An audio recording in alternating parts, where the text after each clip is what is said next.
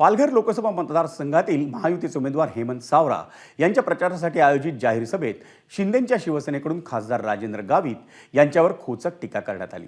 खासदार गावित यांना आम्ही 5 वर्ष सांभाळला, आता तुम्ही नीट सांभाळा असा टोला शिंदेंच्या शिवसेनेचे आमदार श्रीनिवास वनगा यांनी लगावला। सार्वजनिक बांधकाम मंत्री रवींद्र चव्हाण यांनी मात्र गावितांना सांभाळून घेतलं। गावितांच्या भाजप प्रवेशाचा निर्णय हा मुख्यमंत्री एकनाथ शिंदे आणि उपमुख्यमंत्री देवेंद्र फडणवीस यांच्या चर्चेनंतर झाल्याचं त्यांनी स्पष्ट केलं।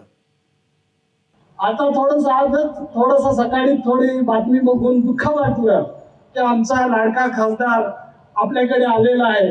जसं एक ह्या निमित्ताने विनंती करतो, जसं आम्ही त्या खासदाराला 4 वर्ष 5 वर्ष आनंदात सांभाळला, तसं तुम्ही देखील त्याला सांभाळा आणि आमचा हक्काचा खासदार म्हणजे खरंच आम्ही डॉक्टरच्या रूपाने खासदार निवडून देऊ।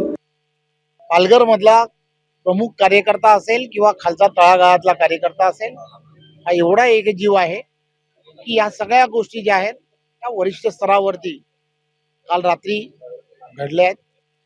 मलाही मी जेव्हा या सगळ्या गोष्टी जेव्हा विचारल्या तेव्हा गावित साहेबांनी भारतीय जनता पार्टीमध्ये आदरणीय मुख्यमंत्री एकनाथराव शिंदेजी, आदरणीय देवेंद्रजी या दोघांनी एकत्रपणे या संदर्भातला महायुतीचा विजय होणं हे गरजेचं आहे, या दृष्टिकोनातून घेतलेला हा निर्णय आहे। एबीपी माझा, उघडा डोळे बघा नीट।